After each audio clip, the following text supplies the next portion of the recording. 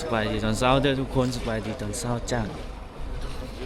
ประเทศอินโดนีเซียคือเก่ามื้อนี้กบกำลังจะขึ้นไปภูเขาไฟอีเจนพวกเขาตื่นตั้งแต่ 12 โมงเดินทางมานั่งรถมา2 ชั่วโมงมาฮอดจุดนี้จุดกำลังจะเริ่มย่างขึ้นไปอีกประมาณ2 ชั่วโมงถือว่าเป็นทริปที่โหดเมื่อยนะทุกคนต้องให้คิงขึ้นไปอีกและอากาศตอนนี้มันสูงย่างขึ้นไปประมาณความสูงประมาณ800 เมตรประมาณนี้แหละทุกคนตอนนี้เขาอยู่ 2,000 กว่าเมตรเดี๋ยวกบจะถามใกล้หน่อย 2,000 กว่าแล้วเขาจะขึ้นไปยอดเทิงกับ 3,000 กว่าเขาจะต้องใส่แมสเขาจะไปเบิ่งบลูไฟเออร์ที่มี2บอลอยู่ใน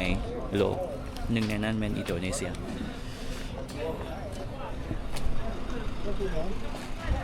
ตอนนี้ซ้อมมุป่าย16เนาะทุกคนตอนเช้ามาเที่ยวอยู่อินโดนี่ก็คือสถานที่มองแดดก็ต้องตื่นเช้านะทุกคนตื่น1 โมงอันนี้ตื่นโหด12 โมงขึ้นรถนั่งรถมาโอ้ Hello Kayan how many this is how many hike for the hike 1,850 1,850ระดับความสูงตอนนี้แล้วเฮาสิย่างขึ้นไปอีกประมาณ800นี่แหละ800ความสูงเหนือน้ำทะเลนะที่จะขึ้นไปอีกเกียมโตโอ้ไอ้พุทธเท่ว่ะสุดแดงเนาะตีมแดงเด้พอมันจะไปทายกับ Blue Fire ก็มาโทนตีมดำต้องแดงกันเลยก็เลยว่าถ้าเสื้อแดงไปซักเมื่อวานนี้ คือ Blue Fire นะทุกคนมันจะเป็นไฟที่ว่าสีฟ้าอ่อนๆนะ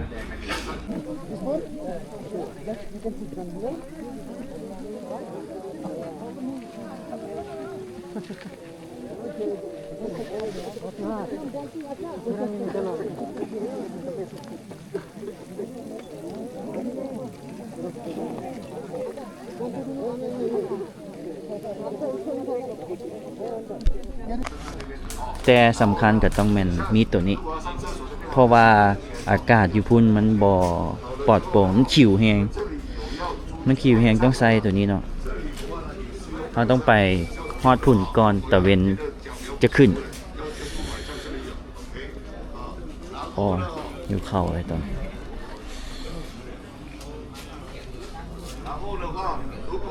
นี่ก็จะเป็นห้านขายเครื่องนะขายมีขายซ่าขายของฝากทุกอย่าง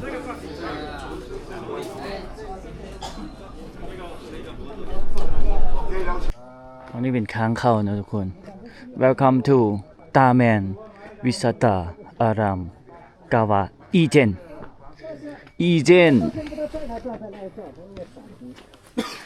ต้องใส่หน้ากากแล้วก็ต้องมีไฟฉายคาดหัวทุกคน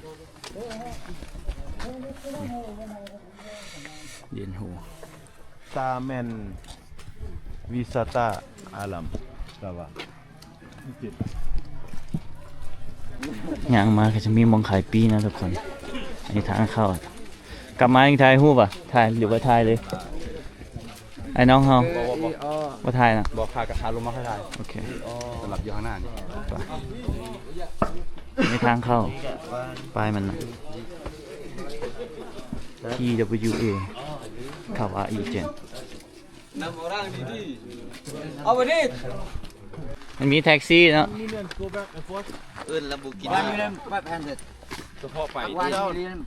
แท็กซี่ก็คือนี่แหละแท็กซี่ แท็กซี่ up and down ล้านห้าว่ะ 1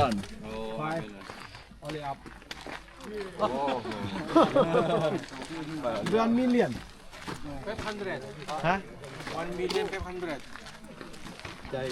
1,800,000 normal มีแท็กซี่เนาะแท็กซี่เต็มเลย นี่แท็กซี่นี่แท็กซี่ How much only up? Yeah, one way. Only up 1,200,000. 1,200,000. Only up. Only up. One way. Two way. 1,500,000. 1,800,000ขึ้นลงคันมีแต่ขึ้น1,200,000 Okay. เอา Okay. ไอแสงจัด How? Hả? Là áo lòn quá xưa. How much Only up or up and down? up and Up hành lan sòng. Phải cặp là lan pet. how much for up 2.2 1.2. million 1.2. Hả? Up. Hả? Up and down. Hả? 1.5 Hả? million. Hả? 1.5 1.8. Huh? 1.5 Up how much? up and down how much 1.5 Up and down 1.5. Up and down 1.5. Đông hơn á. Up and down 1.5. โอเค go Up อ้าว and down 1.5. 1.5 Ratus ya. 1,500,000 1.500,000 phải cặp. Quay á.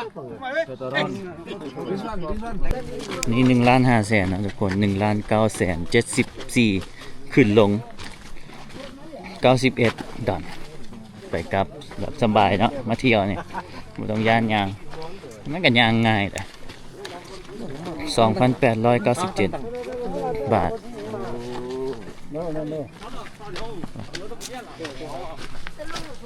อากาศดีเนาะระแวกนี่ยังมาได้เกือบ900 เมตรทุกคนฮ้อนเนาะเหงื่อแตกเลย 2 kilo ah. 3 กิโล 3.8 4 กิโลใกล้ว่าขันยางเก่งกะประมาณชั่วโมงครึ่งตอนนี้เขาผ่านมาแล้ว37 นาทีทุกคน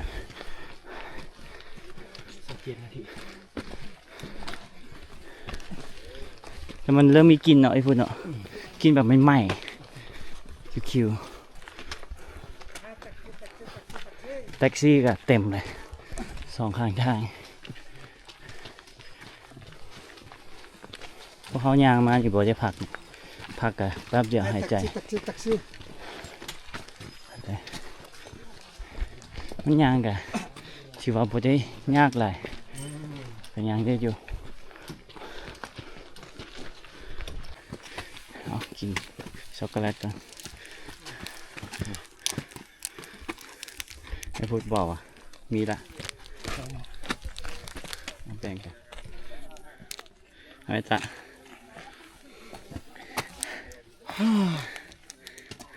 ไก่ดิไก่บอกมากินก่อน นี่บอลขายหน้ามึงเนาะ น้ำดื่มอ่ะ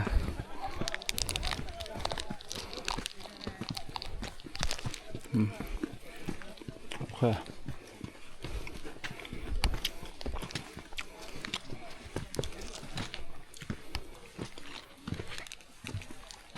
กินแล้วมีแห้งยาวครับ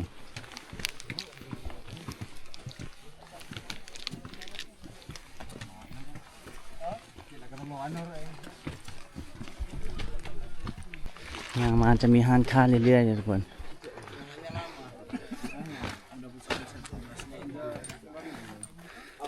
Bawahnya dari Banyuwangi.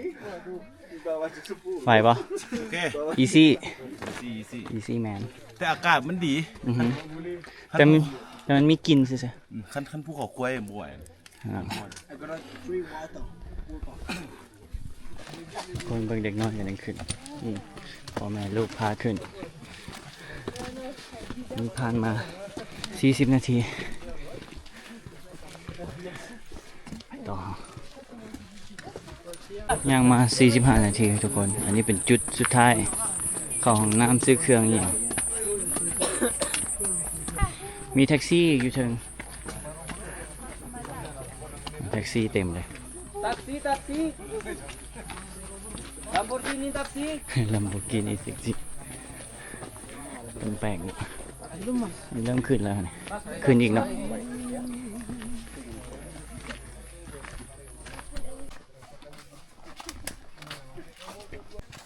ยังมาหน่อยหนึ่งทุกคนประมาณ1 ชั่วโมงจะเป็นทางเรียบ ถือว่าง่ายเนาะสบาย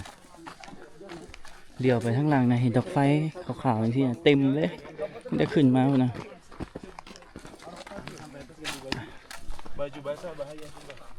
ถือว่าย่างง่ายทุกคนเนี่ยมันจะเป็นเส้นโค้งไปพุ่นไปห้องพุ่นเห็นบอกภูเขานี่จะเป็นหน้าผาเนาะหน้าผาเลยเนี่ยถือว่าง่ายแล้วกันยากจะตอนขึ้นมาหน่อยหนึ่งประมาณ1 ชั่วโมงเนี่ยแหละยากทุกคน1 ชั่วโมงของกบก็คือพัก1 นาที 2 นาทีได้ทุกคนของเฮาบ่เท่ากันเนาะเฉลี่ยกันเพื่อไปขั้นพักหลายก็จะดนเนาะกบพักประมาณ1 นาที 2 นาทีก็ไปต่อไปพุ่นใกล้พุ่นคือเขาจะล่างนี่เขาจะล่าง2 คนเนาะคนหนึ่งอยู่ลุ่มคนหนึ่งอยู่ถึงแท็กซี่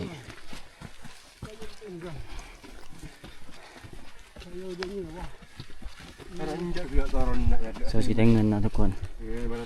อ๋อมาฮอดจุดนี้1 ชั่วโมงกับ10 นาทีทุกคน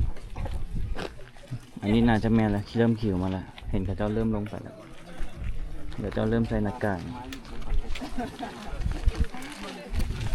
ตอนนี้อากาศ13 องศาทุกคนแต่ว่ากบฮ้อนขนาดเหงื่อออกได้แขนสั้นอยู่ได้ตอนเราต้องเตรียมใส่เสื้อแล้วกินขิวมาแต่ฟังนี้เนาะฟังนี้ทุกคนฟังนี้แม่มันมีอายนะกินขิวแห้งขิวแบบใหม่แก๊สนะบูไฟเยอร์นี่ก็คือไฟที่มันเป็นสีฟ้านะทุกคนคือเขาจุดไฟจุดแก๊สแปลวไฟฟ้าๆอยู่พื้นที่ยังลุกอยู่ไปกบฮอดก่อนหมูแล้วนี่เนาะตอนนี้3:42ทุกคนได้ขึ้นหน่อยนึงก็ลงไปน่าจะแม่นมองมาฮอดจุดนี้โคตรหนาวเลยทุกคนเสียงกบหนาวทั้งประสาทตอนนี้ใส่แมสใส่หน้ากากก็จะคิวแห้งคิวถ้าคิวอ่ะ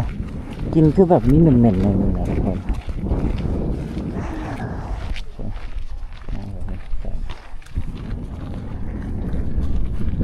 เริ่มขึ้นค่อยนะแล้วก็ลงก่อน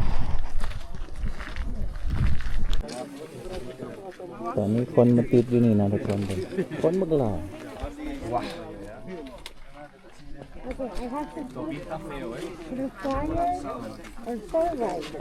This now in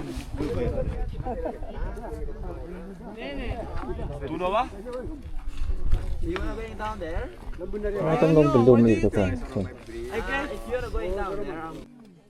นี่สามเหลืองๆนะ3 เหลือง Jangan terlalu pelan nih, blue wire-nya cuma 20 menit lagi habis. คือว่าล้มไปเลิกอยู่เลยทุกคนล้มเป็นลุม Hati-hati. Pelan-pelan. แสงไฟอยู่ลุมเสียเวลาตอนลมเนี่ยหลายคนกับปากกาลงเลย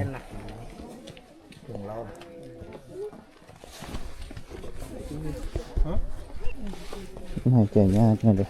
เขาใส่หน้ากากเขาจะถอดออก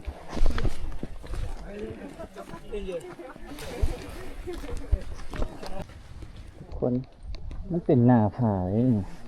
หน้าผานั่นนะมันมีควันหมอกนะเมื่อกี้มีคนเกือบตกเขาโฮ่กันอยู่เทิงแล้วขึ้นไปเทิงแบบไฟเต็มนี่หน้าผามันมืนอีกแล้วนี่มีขี้หินเนาะโอ้เสียงหน้าผาเลยสั่นเลยเราต้องยางขอบอ่ะ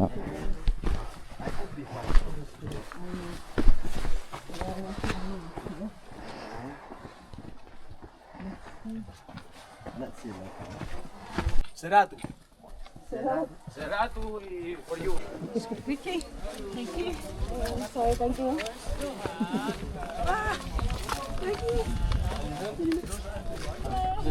ลงไปบกเลิกๆทุกคน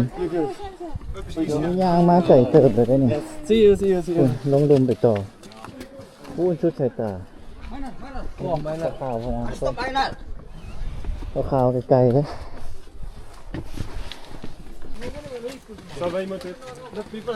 บกเล็กๆลงไปทุกคน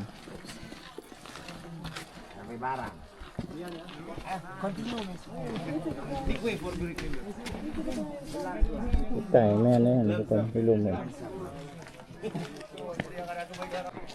นี่หน้าผาชันเบิ่งทุกคนคุณแม่นเมดทุกคนดีแต่ว่าเกือบกบมันเกาะดีเนาะนี่ลงไปมันผู้ใดขี่ย่านความสูงเนาะ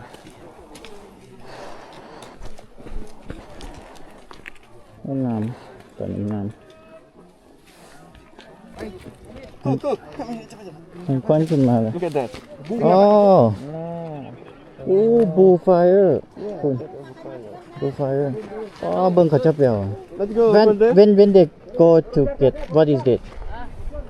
Just minor nothing. Minor. minor It's a minor. คุณเอาคนไปเอา Sulfur over there like that, and then You they have to carry going to down. the top. โอ้ From here it's not very clear. Go down. go down Let's okay go over there. okay ไปลงไปดู You can sit here. โอเคไปเบิ่งบูไฟเยอร์กันทุกคนโอเค Okay, ready? ฟ้าใกล้สีแจ้งแล้วโอ้ไม่มีควันอันนี้คิวแห้งทุกคนกินคิวก็คิวอ่ะแซ่บต่อ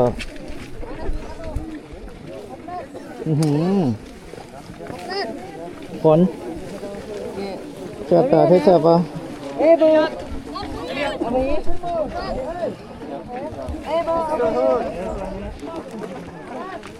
มันจะสมกเนาะ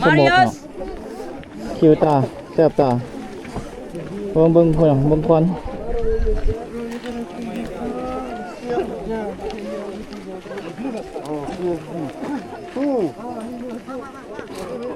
อันนี้มันเป็นหน้าผาอีกได้นี่ต้องระวังเนาะ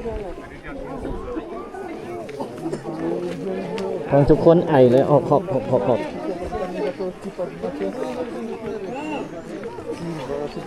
ข้ามไปเบิ่งกันมีขวาข้ามนะฟังขวามือ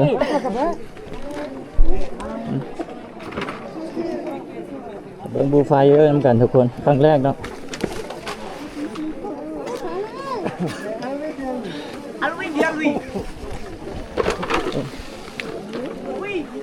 โอ้มันสมกมาแล้วไออ๋องามสีฟ้าๆนี่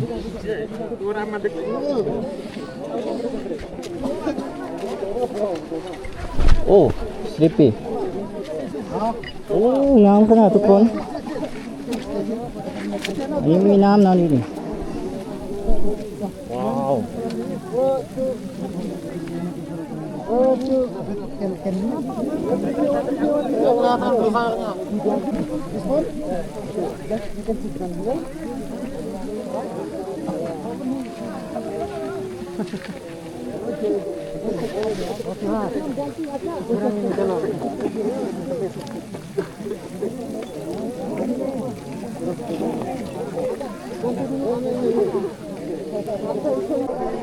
ทุกคนมิชชั่นคอมพลีทปิดไลฟ์อยู่หลังกบเลย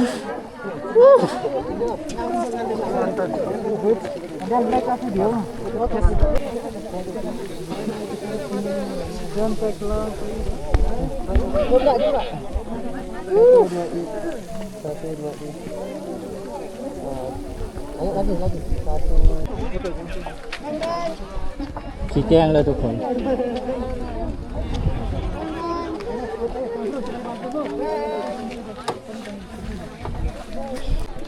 เป็นอันนี้โคตรงามเลยทุกคนผ่านอยู่ในหนังในสวรรค์เลย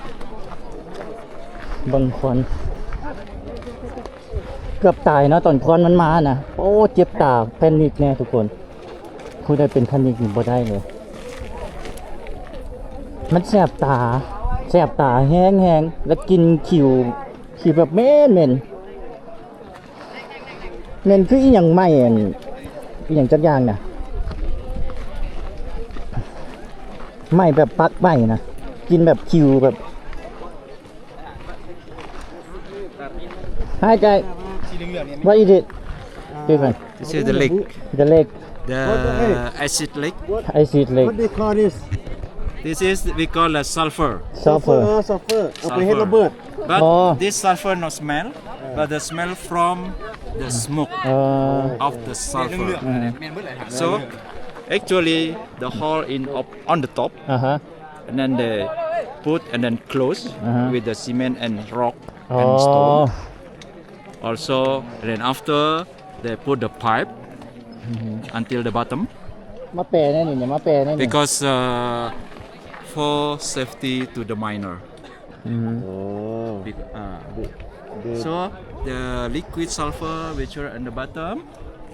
if still hot the sulfur is orange color อ๋อ still liquid after the frozen will change very yellow อ๋อโอเค what use for this this is for medicine whitening sugar Whitening sugar for cosmetic for TNT bomb ตัวเบิ่ม แปร เฮ็ดระเบิดน้ เอามาเลยทุกคนคล้ายๆว่าตัวนี้มันจะเป็นสีส้มก่อนมันจะเป็นสีโอ้แสบตาแฮง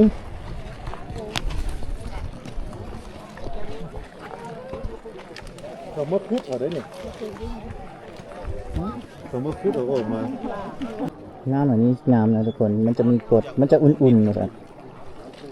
เพราะว่าอยู่ในลาวาเบิ่งก่อนโว้ตอนมันไหลมากนะคือสิตายอีหลีเลยทุกคนแบบมันเข้าหน้าเนาะเอาออกก่อน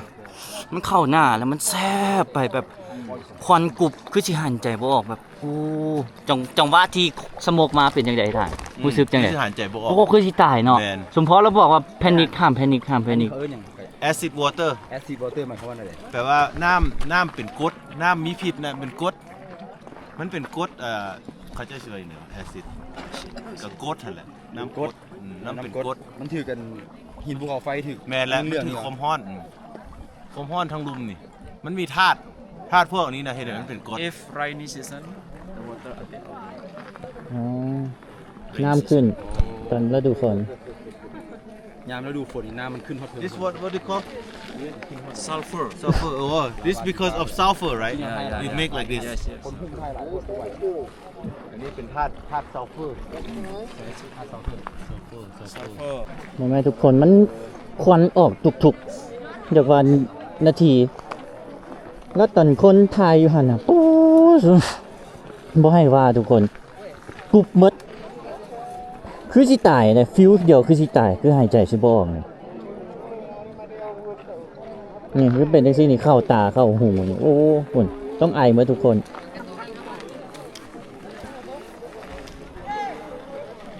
คือบูไฟเยอร์นี่เนาะทุกคน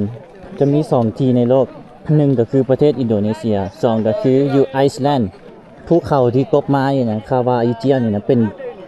ที่ดังที่สุดแล้วคนทั่วโลกอยากมาเบิ่งบูไฟเยอร์มีแก๊สกัมมันถันพ่นออกมาอย่างต่อเนื่องเฮ็ดให้เกิดแปลวไฟสีน้ำเงินไอแลนด์กับคล้ายๆบูแก๊สออกพุ่งออกมาจากดินภูเขาไฟแต่บ่ใหญ่และบ่ต่อเนื่องเท่าอีเจนถือว่าอีเจนอีกที่หนึ่งของโลกเลยทุกคนที่มันออกมาตลอดนะตามที่เฮาเบิ่งคลิปเลยว่าไฟงามเบิ่งตอนค่ำภูเขาไฟอีเจนนี่เป็นส่วนหนึ่งของแหวนภูเขาไฟ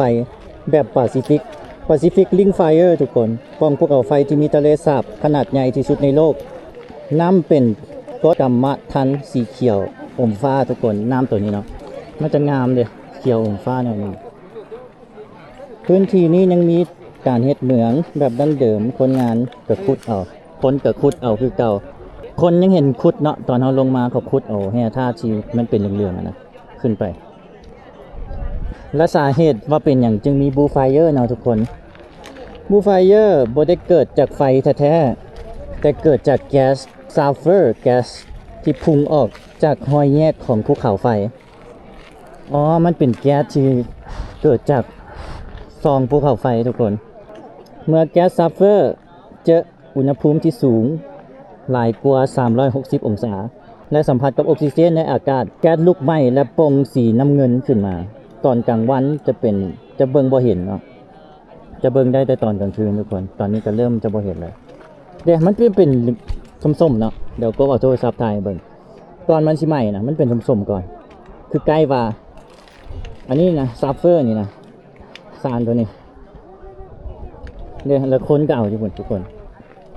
มันเป็นสีส้มมันใหม่แล้วมันเป็นกลายเป็นสีเหลืองแสดงว่าบูไฟเออร์นี่หรือว่าไฟสีฟ้านี่เนาะคือแก๊สมันเบิ่งตอนสวยบ่เห็นทุกคนมันจะบ่เห็นเลยเบิ่งต้องเบิ่งกลางคืนเท่านั้นเสียงกบอาจจะบ่ชัดเนาะเพราะว่าใส่แมสอยู่ในตอนเมางามอีหลีน้ำกรดที่มีกรดมันจะเป็นแบบคล้ายๆทะเลเขาคนอยู่นี่เขาเอิ้นเลกเนาะทะเลสาบนี่บอก4 ปานสวรรค์นะทุกคนมึงโคตรงามโคตร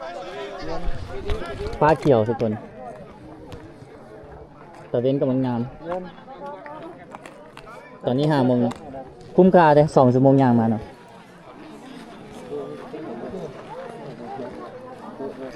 มันคนเอาคนจะหาบกระตาอย่างนี้เนาะเอา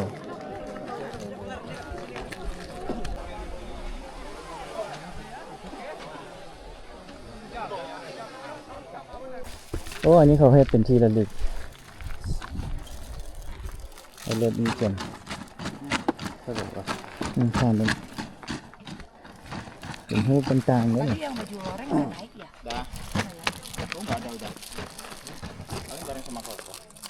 นี่ผมมาเก็บสลัดหน่อย Mas, Terima kasih. โอ้เสร็จ Terima kasih Bu. แซมตายใช่ไหม aku udah belanja, orang belanja. พระพุทธเจ้า Mau jual belanja, udah belanja, aku udah belanja. ห้า Hah? ห้ามาสดิ Dulu kita ke Hamat. apa ke Kelingking, lu nggak teriak helikopter, malah kapal, tolong. 30 betul. Sekarang 35 tetap sehat. Ya Bu. 30,000 Oleh-oleh. 30 เกิน30 Sehat. Sekarang tetap sehat. พระเยซูก็มีอันเลิฟอีเจนมี Mau dikasih, I love Bunda this mau one. dikasih. Bunga ada nggak bunga? Bunga boleh, bunga boleh. How much for this one? Itu apa tuh? Aku ngarep. Yang ujung kecil boleh tuh, jangan gede-gede. Ah, udah. 30 Thank you. Ya, makan. พระเยซูก็มีมีครบได้ทุกศาสนา Belanja, Bayu, belanja. ไม่ให้ได้พุทธเจ้า Sudah tuh. อันพระพุทธเจ้าฟิวก็มีเนาะลูกไอโซจังนี่ก็บอกเลย Itu kan warna dikasih sendiri. เฮ็ดเมืองเนาะเขากินอยู่นี่เลยตอนนี้5:50เนาะเราก็สิกลับขึ้นไปงามอีหลีเห็นไหมถือว่าครั้งหนึ่งในชีวิตนะทุกคนต้องมา แต่ก็โอ้ยากตอนมันผลควันออกโอ้คือสิตายย่างขึ้นไปก่อนว่าใช้เวลาเท่าไหร่ตอนนี้5:50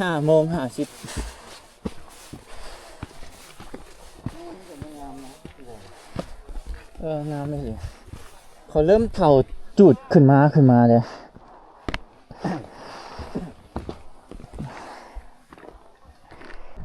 ทุกคนเราลงไปบักสูงลุ่มตอนนี้หายใจยากย่างขึ้นเขาเนี่ยพูดไม่เสียงหายใจตอนที่เขาเจ้าหอบมาทุกคนอันนี้2 อันเป็นประมาณ60-80 กิโลเนาะ60-80 กิโลขึ้นมา40 นาทีทุกคนยังขึ้นมาเบิ่งวิว แล้วเบิ่งฝั่งนี้จะเป็นต้นไม้สีเขียวแล้ววิวมันจะมีวิวยอดฮิตอยู่นี่ก็คือต้องขึ้นไปเทิงพ้นมันจะมีต้นไม้หนึ่งเนาะแต่ว่ามีคนจีนผู้หญิงตกตายไปตกเหวไปนุ่งสเกิร์ตเนาะนุ่งเดสแล้วขาเกาะพ่นกับโพสท่าเพิ่นนะเพิ่นอิงต้นไม้นะแล้วเพิ่นหงายเงิบลงไปตกตายประมาณ2 เดือนก่อนนี่แหละประมาณใกล้บอกนะนี่ไปเทิงพุ่นมันจะเห็นวิวอันนี้ทะเลคักๆตกยางขึ้นมาต่อนะทุกคนอันนี้ทางขึ้นเนาะยางโหยางขึ้นมาต่อมันบนยอดวิวยอดฮิตกับต้นไม้ครับพระเจ้าของกินมันกินนี่นะบัดเถอะโอ้มันควันเนาะเลี้ยวบ่เห็นเลยเลยมุมนี้มันจะเห็นทั่วเลยเลยฝั่งนี้ก็หญ้าเขียวไปโอ้ว้าว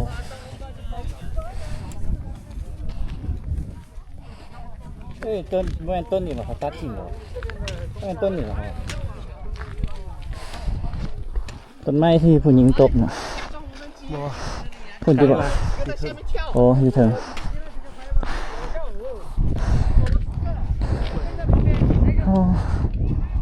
เขาจะจูดอย่างนั้นเนาะแห่ธาตุก็เลยฝั่งนี่ขึ้นมาถึงยอดอีกคักเลยทุกคนงามขนาดต้นไม้นี่งามเลยฝั่งนี้จะเป็นเขียวซุ่มฝั่งนี้ก็จะเป็นแบบทะเลสาบเดี๋ยวลงไปครับน้ำตอนเดี๋ยวคนบางทีไปทางอื่นมาเห็นทะเลหน่อยหนึ่งอยู่โคตรงาม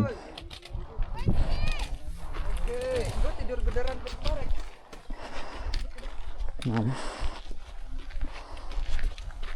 ต้นไม้งาม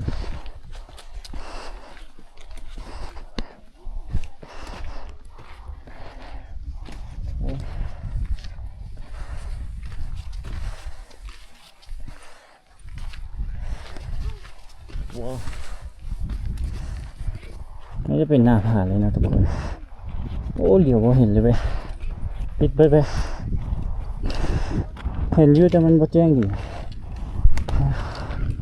ทะเล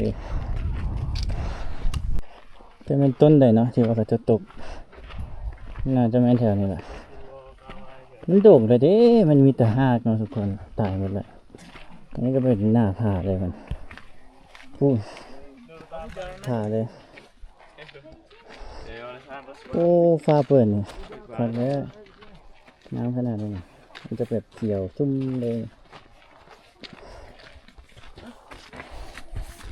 ต้นไม้หนึ่งงาม Patah itu. Lepas. งาม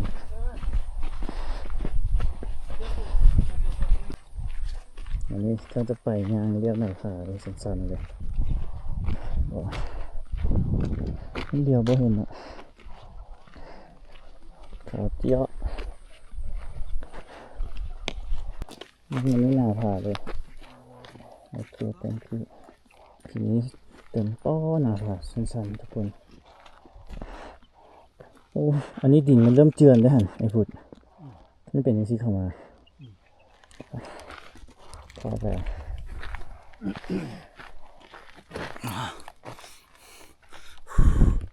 ใครเนี่ยแถวออกซิเจนนี่ซะกองต้นไม้นี่แต่ยังกินน่ะกินแบบทั่วเลย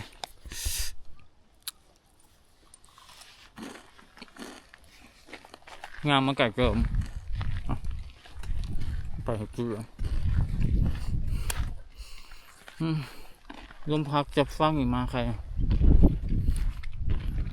ฟังนี้เขียวเลย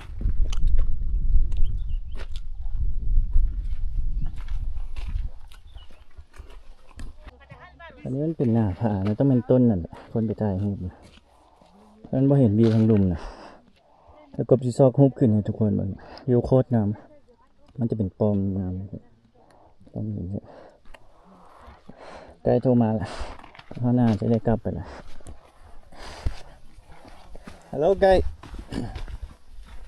ใช่ อันนี้นะมุมนี่ทุกคนอยู่กับจะถ่ายให้เดี๋ยวไปฟังกันใน Boleh anjing. Allah, mana tak?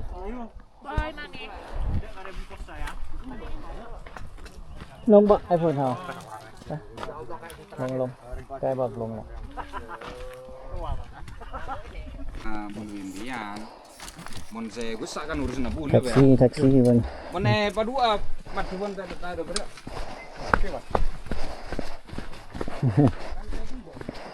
เขียวเนาะย่างเอาเองดีกว่าย่านเขาดึงบ่อยู่ตกลงไปท่าพุ่นซัมโบว่ารถติดเนาะแท็กซี่เต็มเลยไปแลนแล้วเนาะค่ารถติดแท็กซี่หรือพวกออนแอร์นะนั่งแท็กซี่เขาแข็งแรงเนาะ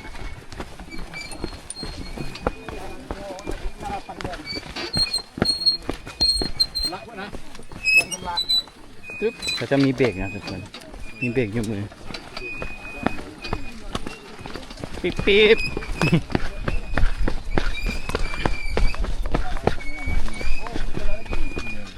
มีการแบ่งทางอีกแต่ลงง่ายกว่าเนาะสบายได้มีเบรกเนี่ยและลงอีซี่มากอีซี่หลายแต่ลงนี้ครับขึ้นฮอดจิมเลย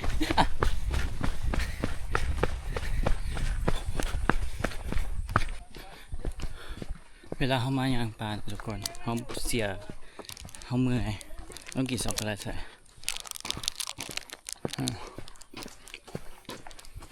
แล้วลงมาไว้พักแล้ว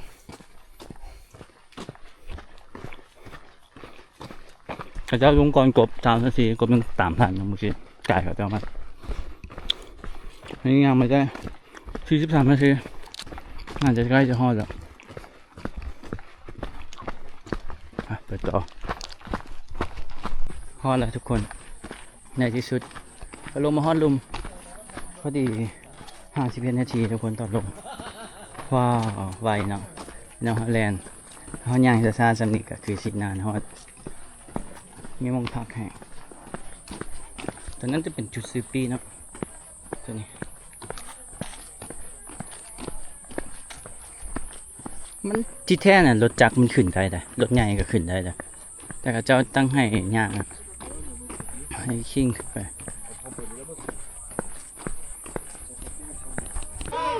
ลงมาจะเห็นขายหมากไม้ต่าง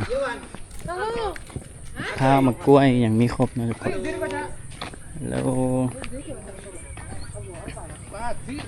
ว้าในที่สุดทุกคนก็เฮ็ดได้โอ้อีกหนึ่งอย่างที่อยากเฮ็ดก็คือนี่แหละอยากมาอีเจนต้องไปโบโมอีเจนบาหลีแล้วก็เกาะเพนิดาขันมาอินโดนีเซียทุกคนตอนนี้เมื่อยเนาะขนาดแบบนอน2 ชั่วโมงกว่าเลยทุกคนกบนอนประมาณ9 โมงครึ่งตื่น12 โมงนอนกับโบแมนสิหลับเลยน่าจะหลับตอนประมาณ10 โมงปลายตื่น12 โมงเนาะแล้วก็ออกมา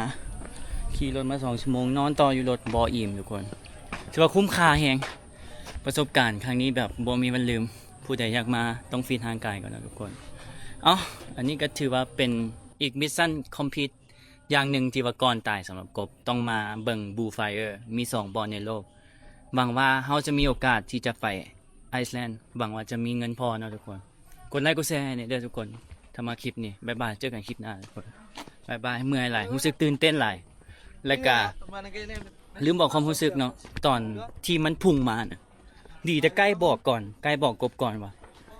ห้ามแพนิคเจ้าห้ามไปตกใจถ้ามันมีสโมกมาน่ะเจ้าโอเคเจ้าให้ตัวปกติหายใจรับตาวันนี้มันเกลียดมันเข้าตามันแสบทุกคนมันเหม็นเขาเจ้าเอิ้นว่าเป็นควันขี้มาดอย่างจักอย่างที่เขาเจ้าไปเฮ็ดระเบิดไปเฮ็ดสารไปเฮ็ดมืออย่างจักอย่างแหละคิวกินแบบเหม็นคิวแห้งกินช็อกโกแลตแล้วหวานใช่บ๊ายบายทุกคนเจอกันคลิปหน้าฟังว่ามื้อหนึ่ง หวังว่ามื้อหนึงตัวเองสิได้ไปไอซ์แลนด์เนาะไปเบิ่งอีกบ่อนหนึงต้องมีสักวันบ๊ายบายลืมบอกทุกคนเนาะว่าขึ้นใช้เวลา2ชั่วโมงลงทาวเวอร์แลนด์ลงแบบกบ50นาทีเป็นคนย่างลงกับประมาณชั่วโมงกว่านี่แหละทุกคนมันบ่เลื่อนกันหลายชั่วโมงปลาย20ชั่วโมงครึ่งสำหรับผู้ใดที่บ่ไหวก็นั่งรถขึ้นเนาะราคา150,000ขึ้นลงเอาบ๊ายบายทุกคนหาแค่คิดออกทุกคนว่ากินมันเหม็นนะมันกินคือกินอย่างไอ้แสง ไข่เน่า กินไข่เน่าเห็นบ่ว่าแล้ว กินอย่างไข่เน่า กินไข่นี่นะไข่ที่มันเน่านี่นะ แม่สมบอก เป็นจังซี่แหละ กินไข่เน่าแล้วเหม็นๆแบบจุ๊นี่เดี๋ยวโอ้ยว่าอยู่กินไข่เน่า เนี่ยเวลาเขาเซลฟี่แล้วมันบอลในช่วงโตเลย